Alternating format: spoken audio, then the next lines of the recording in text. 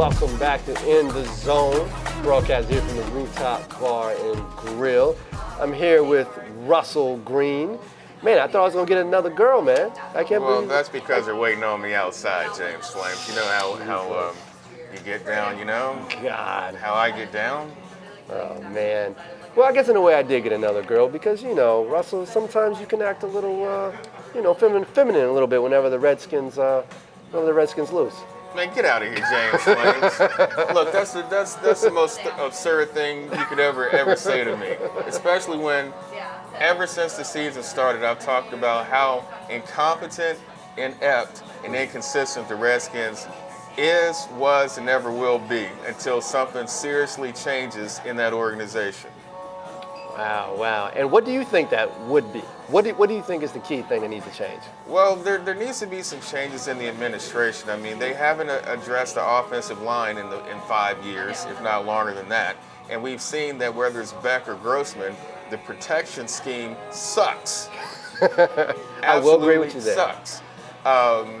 Also, on defense, they're a little bit light in the secondary. I mean, they made some moves there that, you know, you gotta kind of question, you know. I mean, there was a lot of, well, I wouldn't say a lot, but quite a few good available free agents during the offseason they could have capitalized on, and they didn't. Yeah. And you've seen it week in and week out, which is why the record is the way why the record is the way it is, first of all. Second of all, as usual, they have steamrolled in the beginning of the season, and towards the end, they kind of stalled, just like I predicted a few weeks ago, James Flames. Well, let me ask you this then. I touched on it a little bit in the show. Who do you think is a good quarterback answer for them? I'll speak of who they have on their roster now. Okay. What they may do in the offseason is another thing. Since I'm a fan, I would hate to see Robert Griffin III come here. Why is that? Only because, for some reason, I think the Redskins organization will ruin him. His career will be over before it even starts. And the same thing for Andrew Luck. I'm an Andrew Luck fan as well. Stay away from Washington, you know, because they'll ruin him. But at the same time, the best quarterback on their roster right now is Rex Grossman. People forget, despite his many mistakes throughout the season, this is a man that took a team to the Super Bowl 4 years ago. And that's why in the offseason I was very skeptical of all the John Beck talk, who hasn't even started a game in 4 years. So you weigh the odds here. It's common sense. You take a guy that's been to the Super Bowl 4 years ago, or you take a guy that hasn't even played in 4 years. What do you think about that, James Flames? I just think they just need to go in a whole new direction and just get somebody else in here, because Rex Grossman is a caretaker, I guess, so to speak.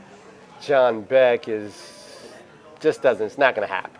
But you were a John Beck fan at the beginning of the season, for the options, for the options that were given, Grossman or Beck, like I said earlier, I was kind of not believing the hype. I wasn't believing the hype, but I believe the possibilities in the in the preseason, and his mobility and what I saw gave me hope. It's also because you believe in Santa Claus and the Tooth Fairy. I don't know, man. That light's fading now, man. That light is fading, especially when it comes to the Redskins, the Redskin Fairy or whatever. I don't know. I think they're cursed. I don't want to get too political here, but I heard about the Native American people had put the a curse on them, and I'm all for it. Let me tell you what I think they should change their name to. I'm dying to find out, James. And this is a good compromise name. I'm definitely dying to find out. I think they should change their name to the Washington Warriors. The Warriors. I like that. That is great. That's a great name, right? Yeah, that's I thought about that myself years ago. I can't believe it. Yeah, I mean, we're getting a little Florida State-ish here with the Seminoles, but still, the Warriors. I mean, you get the Washington Warriors. You're still a fighter. You're still strong. Yeah. I don't see a problem. They can see the same color scheme. They can see the same color scheme. Logo. That's what I'm saying. I think that's a good compromise. They would be a Warrior team that's competitive, unlike the Golden State Warriors in basketball. Yeah, and you know what else? I have this tape to prove that if this thing changes, I'm going to come back and get my royalties, okay? Maybe not for the logo, but definitely for the name. I'm suing. Well, yeah, I mean, it's a shame that, this is, in this business and in this town particularly, you know, you got to protect yourself before you wreck yourself. There you go. Now, before we get out of here, let's talk a little NBA here. The lockout's over. The players are back. They're going to training camp. What do you think? Do you think because of the lockout that a new team is going to rise, or do you think because of the lockout, the teams that have played together for a while seem to have the advantage? Well, that all depends on where Chris Paul will land. You know, that's a big factor in the whole game. I doubt very seriously the Miami Heat is definitely going to be competitive, and they're going to be one of the top teams going into the postseason. But I'm still not sold on them taking the gold. They're still missing something. So, you know, the jury's still out on that. Our Washington Wizards will definitely not be in the mix unless something changes. Hey, look, I hate to rail on our local teams like that, James, but they've just been constantly incompetent, inept, and inconsistent, and I'm just tired of it. Yeah. It's just like I've said on this show before, and even the show that I used to do. You know, our local teams are just like, you know, they get you hyped up emotionally. You know, it's like, you know, catching your girlfriend at the club, bumping and grinding on your best friend. You're like, what the heck is this stuff?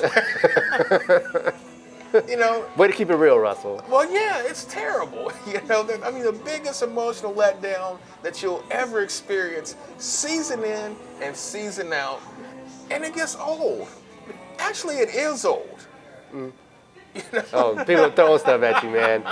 I don't think they like your tone, so to speak. Well, I mean, it is. Hey, I gotta call a spade a spade. You know, unlike you, James. I don't believe in Santa Claus and a tooth fairy. You know, my 4-year-old nephew does, so I hope he doesn't see this show. You know, because Why do you like to crush people's dreams, man? I like to think we can be a winner here. At least the Capitals. Well, we can. Something, you know, anything. We can. Well, we were until they fired the coach. So what do you think that's going to do? You think that's going to... Nothing. Nothing? Nothing.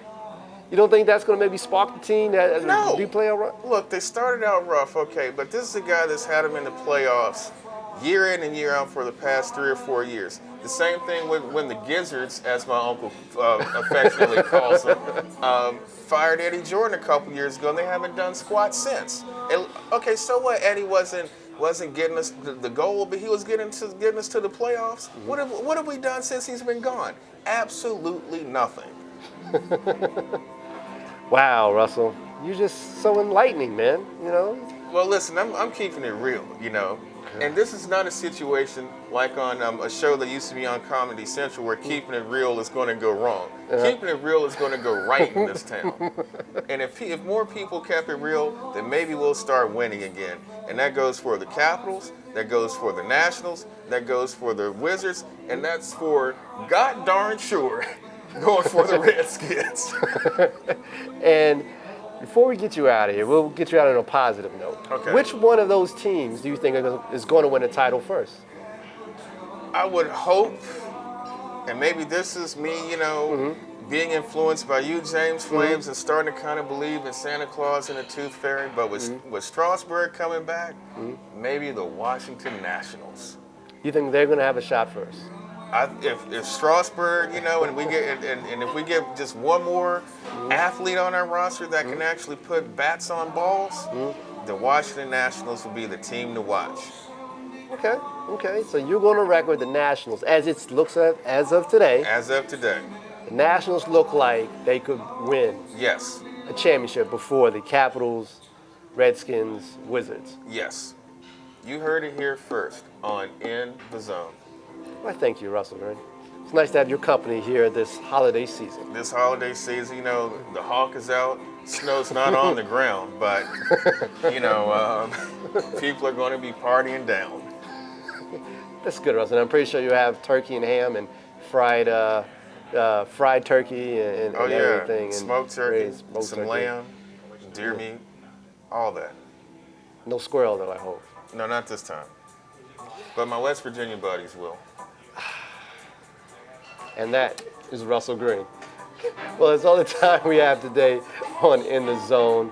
Thanks to Miss Karen Bright, Laura Holton, and the other lady here, Russell Greene. Hey, watch your mouth. And I hope everybody has a good holiday. And we'll be back with next week with more In the Zone. And maybe you'll stop by, Russell. Maybe you have more positive news by then. I hope so. And we'll check you guys later. There's only one Russell Greene. The one and the only. Incompetent, inept, and what's the other one? Inconsistent. Jeez. You're definitely consistent with that, though.